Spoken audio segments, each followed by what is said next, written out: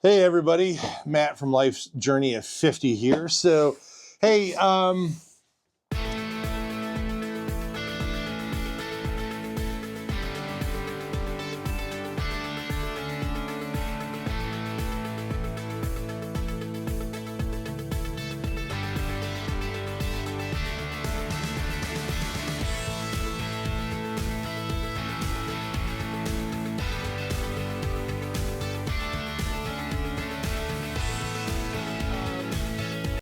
obviously I'm in my great studio here, considering my 75-year-old home. This is about all I get out of my garage.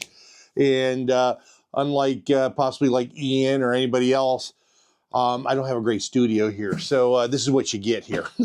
So anyway, a little tongue in cheek. So yeah, as the thumbnail talked about, this is about base layers. And if you saw my climb video, obviously I had all the suits and stuff like that.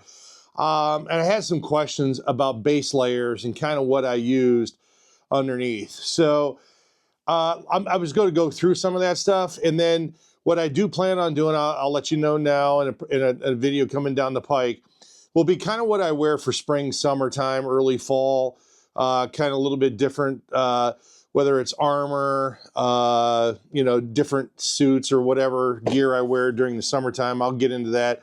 Look for that as it comes out. But this is really around base layer. And base layers can be worn, with a variety of different setups and stuff. But usually when I have my climb gear on that you saw in my prior video, and I'll leave a link in the descriptions and at the end of this video.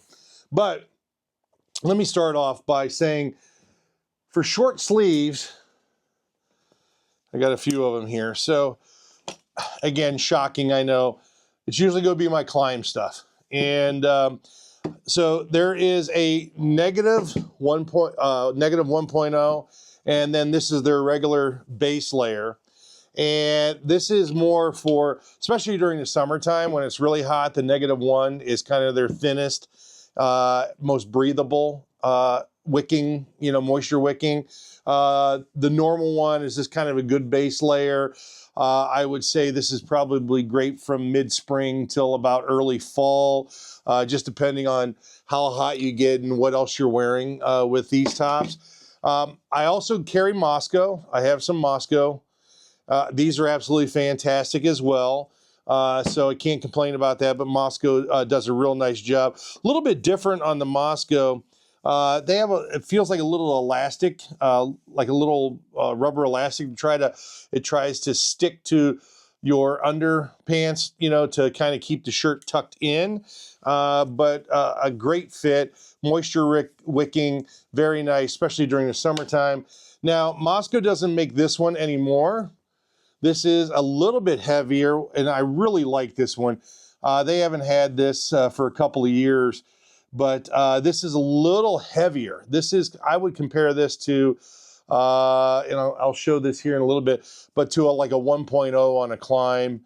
It's a little bit different texture, but this one from Moscow is really nice, especially in that, early to mid-spring, early to mid-fall. And you don't want to wear a long sleeve, or you don't want to wear anything hotter, but you also, the thinner ones, maybe a little chilly in the morning or something. This thing's been fantastic for me in that capacity. So these are the short sleeve ones that I wear. Again, I'll leave descriptions and kind of the cost for everything in here, but again, that's the climb stuff. Now, as it starts to get cool, or you want to wear like a long sleeve underneath, again, this is a negative 1.0, and this is really nice. You can almost see through this to a certain degree, but again, this is great for during the hot weather if you want to wear a longer sleeve shirt. This is the 1.0, as you guys can see here. A little bit heavier. It's kind of like, now granted, it's a climb one. I told you that. Shocking, I know. But if you have something like an Under Armour, a Nike type of undershirt type of this, like a moisture wicking type thing, it's very similar in construction and basically, that type of texture or whatever. So this is kind of the next level up, long sleeve. You got a lighter one. You got a 1.0 for a little bit heavier if it's a little bit chillier or whatever. You have those. Then you get into what I call the heavier stuff. When it's starting to get cool, you know, you're riding in, I don't know, say it's maybe below 60, below 50 for sure. But Climb makes what's called a 2.0, a little bit heavier, towards more like a thermal type of, a lightweight thermal. But this is a 2.0, really nice. And also what I like about the Climb's long sleeves is they have the thumb hole here that, you know, when you put it on, it'll actually keep everything right up here so it doesn't cinch up and go up your sleeve and stuff like that. So that's really nice on the long sleeves on the Climb. They also have a 3.0, and let me tell you, this sucker can get hot. I've worn this with my Badlands Pro gear and even my Carlsbad in 55-degree weather or whatever, and this thing will start roasting you. So very heavy duty. If you're riding in cold weather, you're really going to be out in the elements during the winter time. This 3.0 is really nice. Now, you guys might be shocked by this, but it's not always all Climb. I do have a nice Revit one as well. This one is super nice. Not as heavy as the 3.0 from Climb, but I would consider this like the 2.0 from Climb. You know, again, like a thermal. Does not have the hole for the thumb to keep it around there, but it's elastic around the wrist here, so it really doesn't cinch up and catch in the jacket and go up. But a very nice heavier layered long sleeve shirt. So that's that. So now, hey everybody, I want to take a quick minute here to say thank you to my partners and really helping me out in this journey that I've been on for the last 4 years.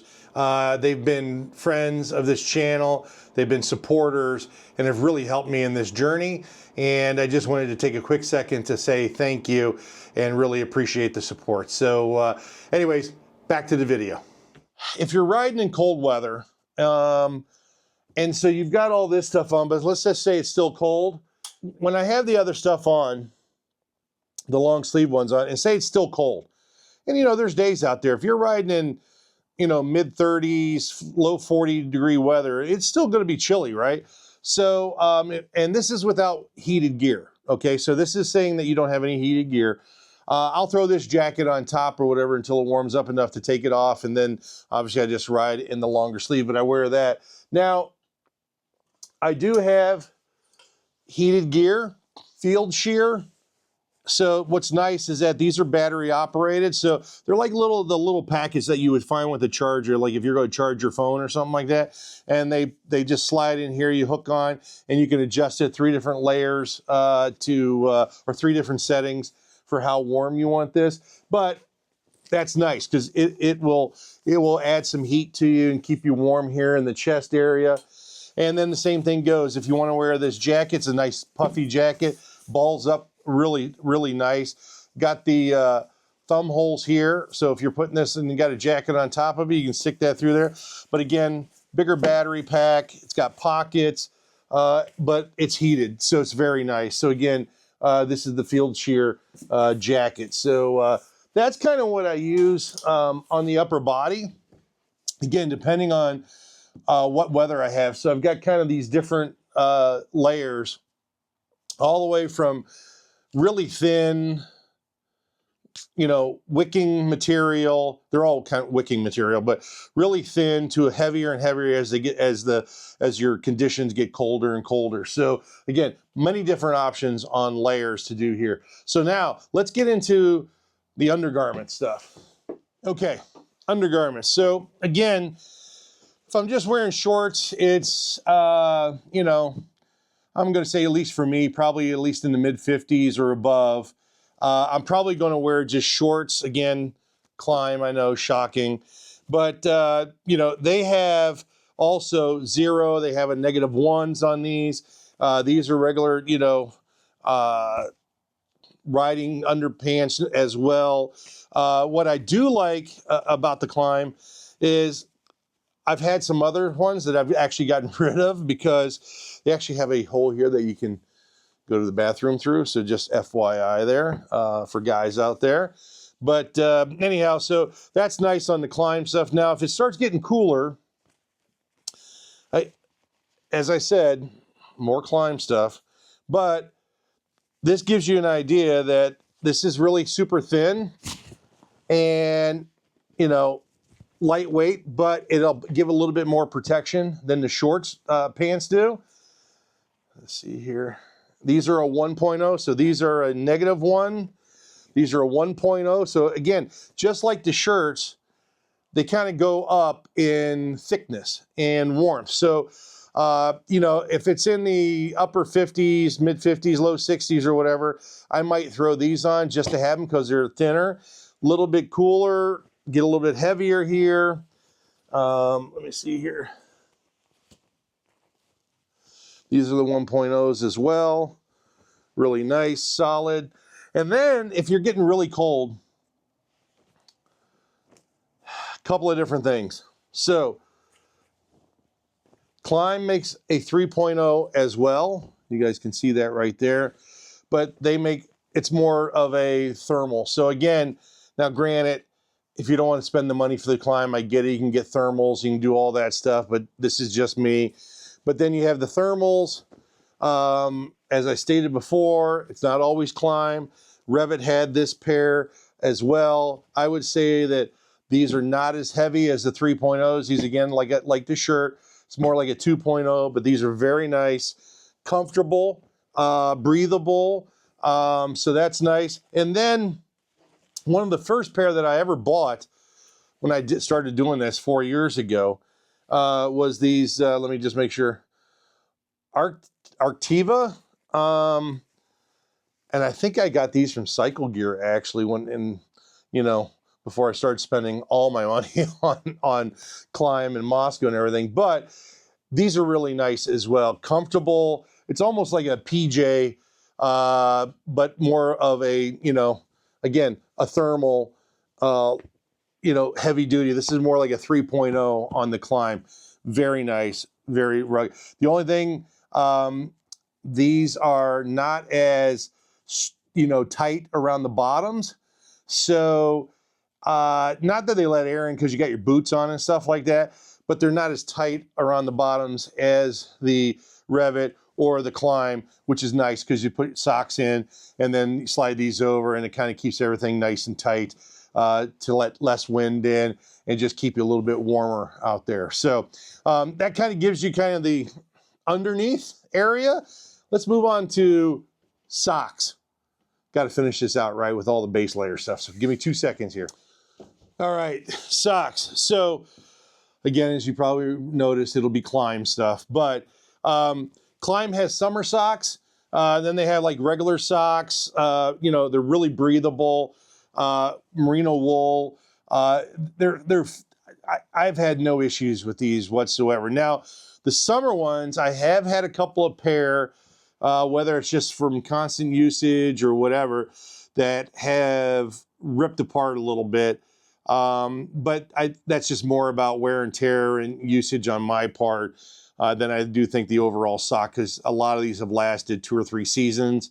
To me, depending on how much you go through socks and how much you're riding, that's not necessarily too bad in my opinion, because as you well know, between your boots and dampness and moisture and just beating them up, walking around either a campsite or whatever, those kind of happen like that. Now, getting into the heavier socks, there really is, they've got like the summer ones that are thinner than like kind of normal, and then you really just get into the winter socks. And so I actually have a nice pair of Climb ones.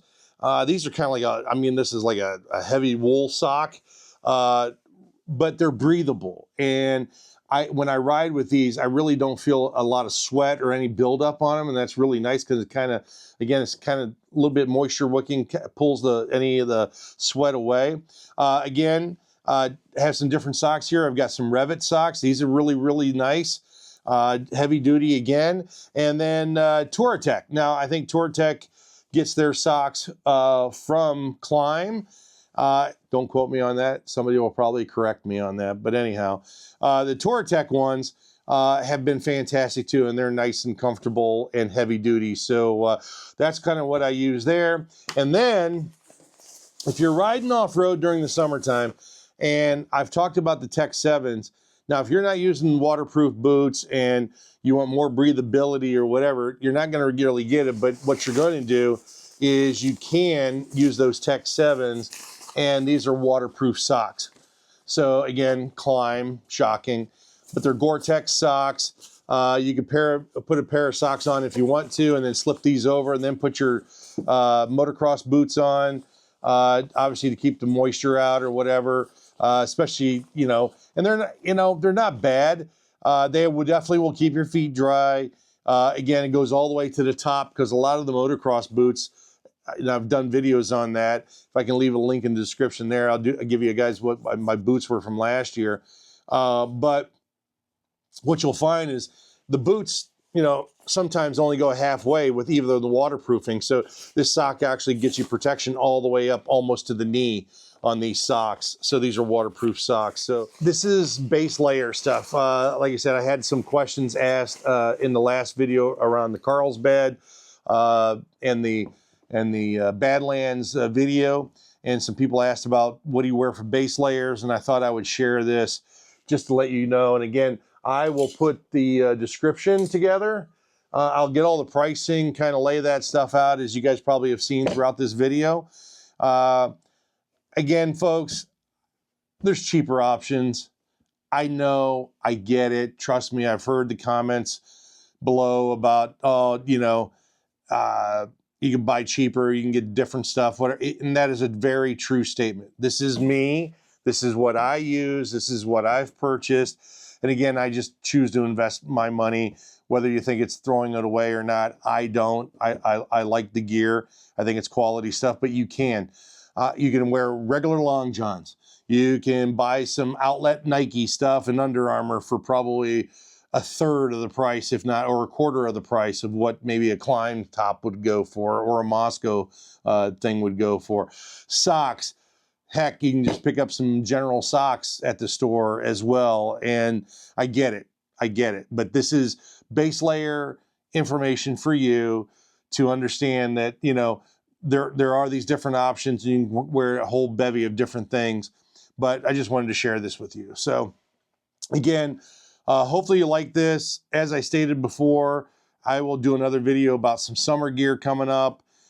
This will give you an idea of kind of what I use for the summer, and, you know, kind of some different setups and things like that. So it's still been crappy here in Southern Ohio. Really haven't had much of a break, couple of days here and there, but most of the time it's been cold, snow, and or rainy or whatever. So really missing about getting out and riding the bike. So hopefully you guys are enjoying yourselves. Hopefully it's been a great 25 already to start off with. God, it's February. I know everybody's waiting for the weather to crack, at least up here in the Midwest and elsewhere. But hopefully this helps you out and gets you ready for the riding season. So take care. Thanks a lot, and we'll talk to you soon. Bye-bye.